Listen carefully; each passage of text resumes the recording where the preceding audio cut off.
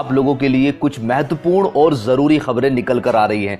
सरकार का बड़ा फैसला, बिना वजह बाहर निकले तो जाएंगे सीधा जेल। जी हां दोस्तों, कुछ जरूरत सामान के लिए अगर आप बाहर जा रहे हैं तो छूट है, लेकिन अगर आप बेवजह बाहर निकलेंगे तो सीधा जेल जा सकते हैं। इसी के साथ केंद्र द्वारा जोन वाइज छूट पर नहीं पड़ा इस राज्य में कोई भी असर।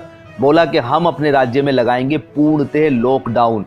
साथ में ही 50,000 मजदूर और छात्रों की घर वापसी हो गई है, लेकिन अभी सभी की वापसी के लिए सरकार का बड़ा निर्णय। कारोबारियों को मिली छूट, सरकार ने फिर वापस लिया डिसीजन।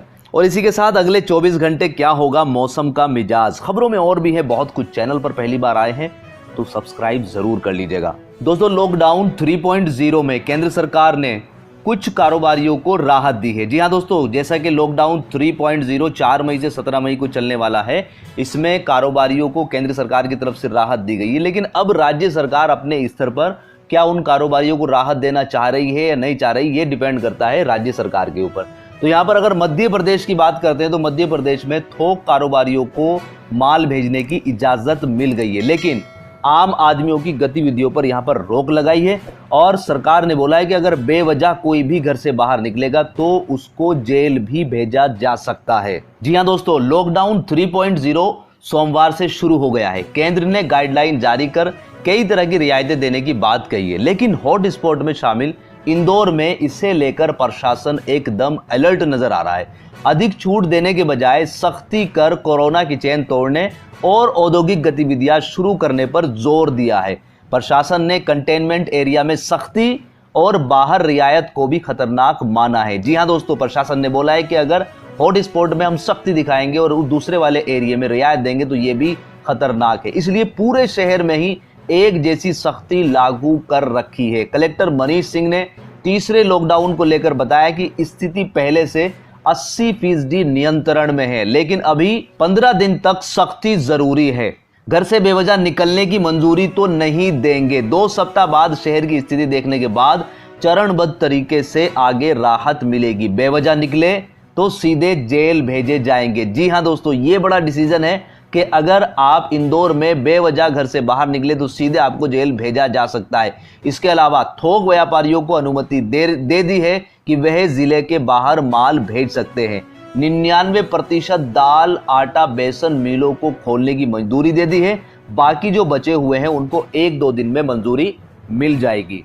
दोस्तों, फंसे हुए मजदूर, छात्र और अन्य नागरिक जो है उनको इंतजार है कि कब स्पेशल ट्रेन उनके यहाँ से चलेगी और उनके राज्य में उनको छोड़ देगी। जो लोग जहाँ पर फंसे हुए हैं वो वहीं से इंतजार कर रहे हैं कि यहाँ से कब ट्रेन चलेगी और उनके राज्य में उनको छोड़ देगी। लेकिन यहाँ पर एक दुखद खबर निकल कर ये आ रही है कि जो स्पेशल ट्रेन चलाई जा रही है, जिनको ऐसा लग रहा है कि इसमें किराया नहीं लग रहा है, तो कुछ खबरें ऐसी निकल कर आ रही हैं कि मजदूरों से किराया लिया जा रहा है। और अगर ऐसा हो रहा है तो ये एक बहुत ही निंदनीय कदम है और सरकार को इस पर दोबारा से संज्ञान लेना चाहिए, क्योंकि सरकार से भी गलती हो जाती है। अगर ऐसी गलती हो गई है सरकार से तो उसको जल्द ही ये कदम लेना चाहिए, चाहे वो राज्य सरकार मिलकर या केंद्र सरकार मिलकर, दोनों के दोनों मिलकर इसका रास्ता निकालें कि मजदूरों से किराया नहीं लिया जाना चाहिए। दोस्तों, आज तक के एक न्यूज़ रिपोर्ट के अनुसार सोमवार को हजारों की तादाद में मजदूर गुजरात के बड़ोदरा से लखनऊ के चारबाग रेलवे स्टेशन पहुंचे। उन्हें स्पेशल ट्रेन से लाया गया।